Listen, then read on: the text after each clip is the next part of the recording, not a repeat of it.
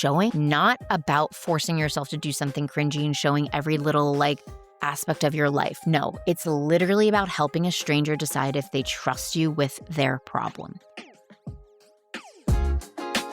Welcome to the Creative Bodega, a podcast about content marketing, Instagram growth, and personal branding for female service-based solopreneurs who want to grow their business without letting it take over their lives. I'm your host, Em Connors, and each week I'll share actionable tips, expert advice, and unfiltered truths to help you create engaging content, connect authentically with your audience, and turn followers into loyal customers, all without the burnout. If you're ready to simplify your content creation, navigate the ever-changing trends, and build a business that works for you while staying sane in this crazy season of life, then you're in the right place. Hello, friend. Welcome back to the Creative Bodega podcast. Today, I'm sharing the episode that I wish I had 8 years ago when I was hiding from the camera and trying to grow a business with 2 babies, a gym to keep alive, a CrossFit gym, and exactly zero backup plan financially. We're talking about the growth through the cringe, getting on camera, showing your face, and building real connection with your community without bearing it all, and feeling like you're selling your soul to the devil.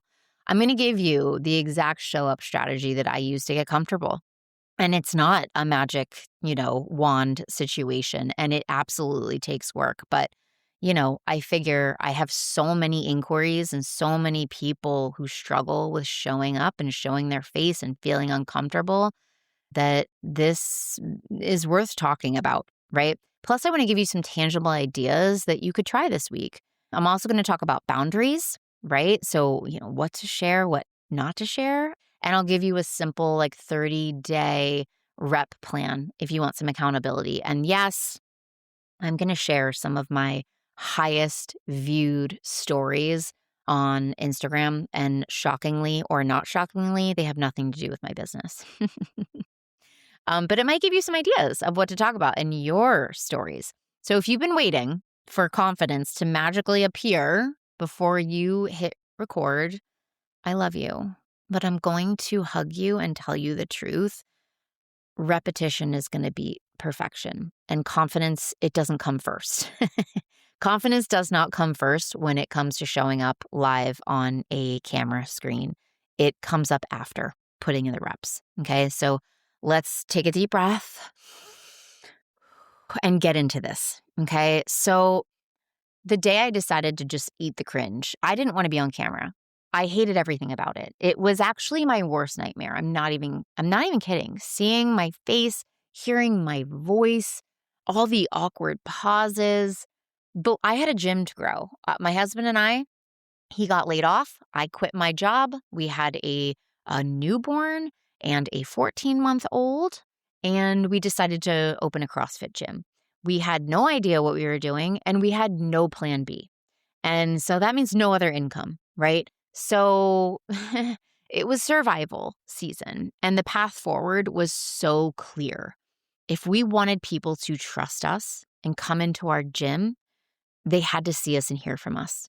And video was getting bigger and bigger. Reels weren't even around at this point, but just video posts on social media were really starting to explode back in 2017.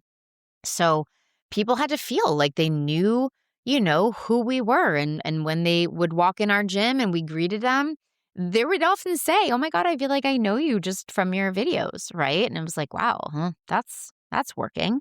So I did the only thing that made sense, and I created a rule for myself.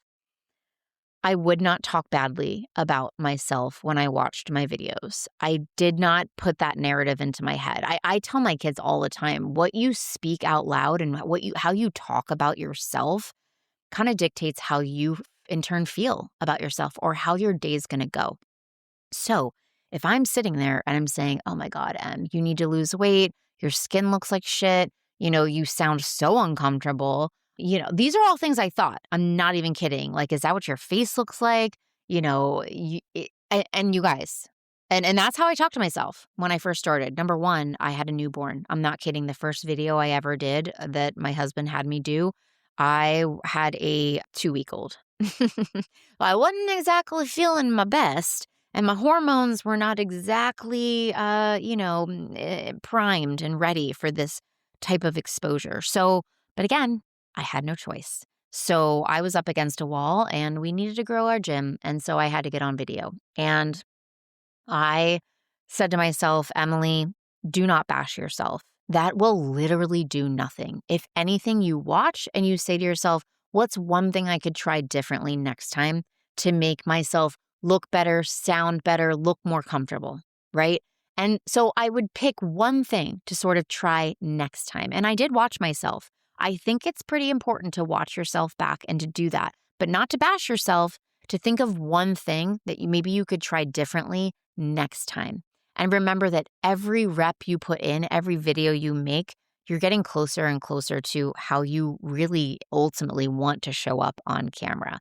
I did not become charismatic in a week. You might see me on stories or on reels now and just be like, oh my God, you're so comfortable. And like, if you think I started that way, I actually wish I had my husband up here because he would literally back me and say, oh my God, she was a nightmare. I was a nightmare. I would take it out on him. I was mad at him. I didn't want to be on video. And he would say to me, the people want to see you. They don't want to see me. And I would say, I hate everything about this. And he would say, okay, let's go. I didn't have the choice. I really had him keeping me accountable / forcing me to do it. And at some point, maybe week 3, week 4 into this, maybe even further out, honestly, it started to feel less cringy. And then it just started to feel like nothing at all. And I was like, just give me the camera. I'll do it. Let's go. And that was wild. Like that, I really never thought I was going to get to that point because I'm an introvert. I am so shy, you guys, in real life. Like I joke that like I could never have an in-person event, which I'm lying. I do think I do need to create one or do one, but I feel like I would die because I am so, I'm so introverted and yeah. So anyways, if you're in the I hate this stage, like I just want you to know I 1000% see you. I hear you. And I also want to let you know that you don't need anything fancy to do video. You don't need, the perfect ring light or like a brand new camera. You just need to practice. You just need to put in the reps and you will get there. So why does it even matter showing your face, right? Showing your face is not about turning your business into some type of, reality show or anything. It's about helping a stranger decide if they trust you with their problem. I'm going to repeat that.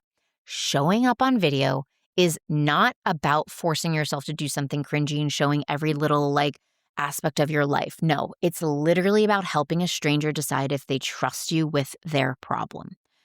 So for service-based solopreneurs, the product is you.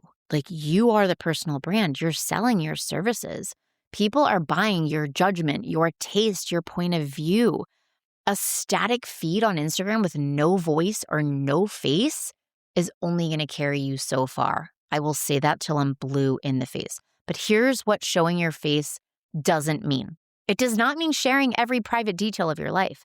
It doesn't mean crying on camera to prove that you're real or authentic. And it doesn't mean daily life updates that feel like a second job. It just doesn't. That's not it. We follow a simple boundary. We share scars, not wounds. That's a Jasmine Star thing. If you've never heard it, it means, the scars are healed lessons. You're on the other side, right? You came out on the other side and you actually have something that you could share with us that'll enrich our lives. And we can talk about it calmly and give our audience really useful, tangible ideas, tips, whatever. Wounds are still bleeding, okay? I haven't met a single person who enjoys watching somebody cry, in live, in real time. It's uncomfortable and I can't run away fast enough. So you're not opening your diary and reading from it to us, okay? You're just mentioning the human behind the business so that the business feels human because people are so much more likely to buy from you. So I want you to steal my show up strategy. And this is the reps beat perfection every time system. Okay. So here's a few strategies that I use to get comfortable on film.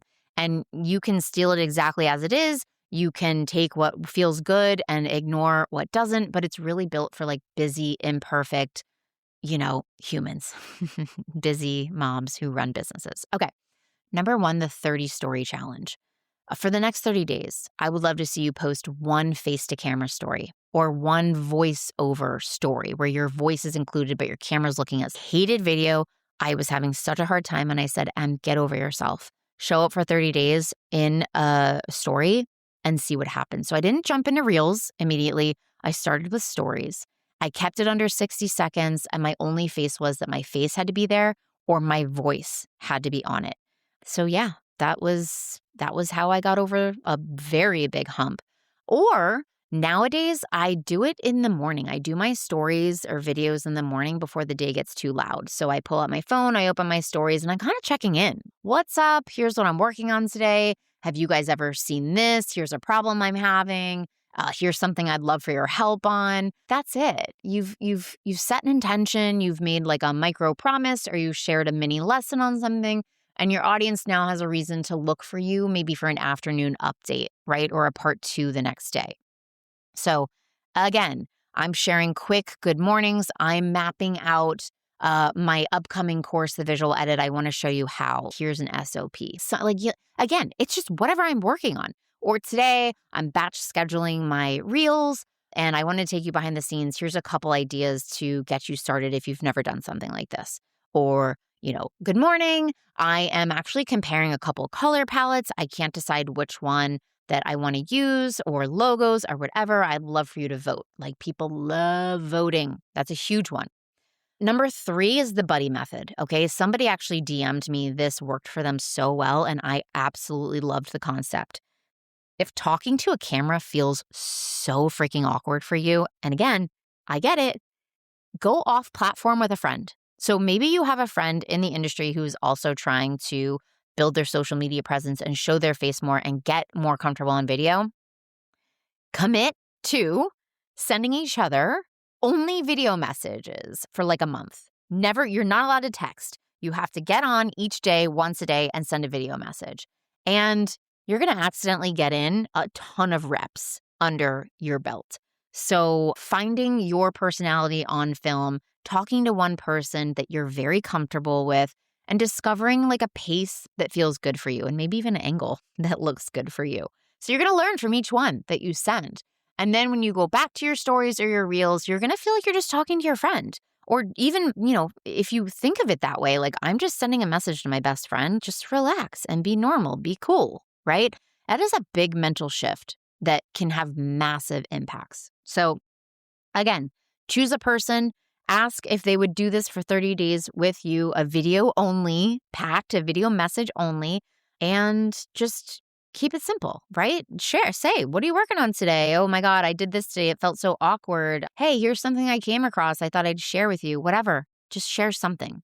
Number 4, the 2-frame update. So in the afternoon, or the evening is when I tend to follow up on whatever story I shared in the morning. So frame 1 is typically in the morning, like what I'm working on, And, frame 2 or check-in 2, I'm giving the audience one line they can steal. So, hey, did you see that poll that I put up? Here is, the subject line for my email that everyone chose. If you're stuck for ideas, totally feel free to copy me. So I'm keeping it generous, I'm keeping it light, but doing a little check-in at the second half of the day can go really far as well. And then just like the real life sprinkle, you guys, I'm going to link an episode that I already did on stories, like how to show up easier in stories and what works. And I share my top viewed stories or top commented on stories, and they all have absolutely nothing to do with my business. So I do like to add in the human stuff. And I think of this like going into work, going into the office. Like I worked in corporate environments for 20 years. 20 years? 20, when do you graduate college? 22 to 35. Okay, I'm lying. It wasn't 20 years. It was my 15 years. But I had coworkers and I loved them. Oh my God, some of my best friends started out as coworkers to this day. And so we would sit down with our coffee and we would just talk. Oh my God, my husband did this. You're going to die. Oh, my kid did this. Or have you dealt with this? What do you do? Like stories. And people love, I loved that part of my day. So I like to think of what I'm going to share in my stories as showing up to talk to my coworkers in the morning. What's going on? Some of my best ones are talking about like our dishwasher wars in our house. My husband thinks I don't load the dishwasher right. I said it on a story, talking head one. Then I showed the dishwasher and people went nuts. Like they were like, either you're fine the way you're doing it or your husband's 100% right. And what the hell are you thinking, Em? I talk about books that I'm reading, the genres that I love, my best recommendations. I talk about the nail color that I found this week or, my Manny system that I love so much. Shout out to Olive and June, obsessed. Or I'm planning a vacation, and putting up a question box. Like, where would you guys go between this or this? Or what's your best tropical, locate? What's your favorite resort in the Caribbean? Oh my God, people love being helpful. They love weighing in. And these are not content pillars. These are literally just connection pieces, connection stories. People remember that you're the designer who loves, bright pink manicures and romantasy novels. And that's big. That becomes part of your brand. And that's pretty cool, So some tangible ideas you can use today, for just the morning camera facing, what I'm working on, or maybe a before and after of something that you worked on for a client. Maybe you want to share a mistake that you still make and a tiny fix that maybe helps. Maybe it's a this or that. People love a this or that, like this template design or this template design or this headline or this headline. Get people to vote with a poll. Behind the scenes, a link to a tool that you absolutely love in your business. Unpopular opinions are super fun and can usually get people talking. So you're standing up to stand out, stand up for something to really stand out to your audience, anything like that. And then, how to talk when you're nervous. Okay. Again, let's recap this. Pretend that you're leaving a voicemail for a client that you love or a best friend. Sit up, lower your shoulders, smile with your eyes. I always like to start a video with a smile as well. I swear to God, that helps me relax. Take a deep breath and go. What is the worst that can happen? I need to make a t-shirt that says, what is the worst that can happen? It's really not that bad in the end. Speak to one person. I think that helps instead of saying, hey, you guys. Instead, it's like, what's up? Good morning. How are you? We're saying you. We're not saying you guys to make it really feel like we're talking to one person. And then, cap yourself maybe at 60 seconds. Long videos are not always superior.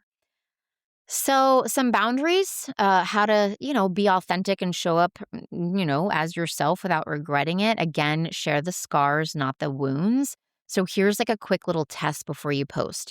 Can I talk about this calmly without needing comfort from my audience? Do I have a clear lesson or takeaway? And I'm not just dumping my feelings on my audience. Am I okay if this video gets 100,000 views? Something to think about.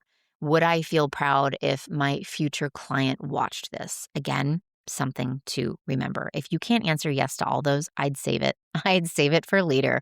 You're allowed to be a person and a professional at the same time. What do you think? Do you think, I really hope that there's something tangible in here. Let me know what you think. DM me. Tell me that you listened to the episode. Tell me, what you are going to try so it makes it easier to show up. Okay. I appreciate you. I would love if you shared this episode with another friend who has a hard time showing up, or if you rated and reviewed my podcast. That actually helps me so much to get more people to listen, like you, my lovely ideal client who is a busy ass female who is a busy ass female solopreneur looking to make posting more simple. Okay. I'm Em. I appreciate you, and I'll see you next week. Thanks so much for hanging out with me on the Creative Bodega podcast. If you love this episode, please be sure to share it with a fellow solopreneur who could use a little content creation inspiration. And hey, don't forget to check out the show notes for any resources I mentioned on the episode to help you create content that feels easy and actually gets you results. If you want even more Canva and content tips, head over to my website, thecreativebodega.com, or find me on Instagram under the same name. Until next time, keep creating, keep showing up, and most importantly, try and have a little fun with your content. I'll see you on the next episode.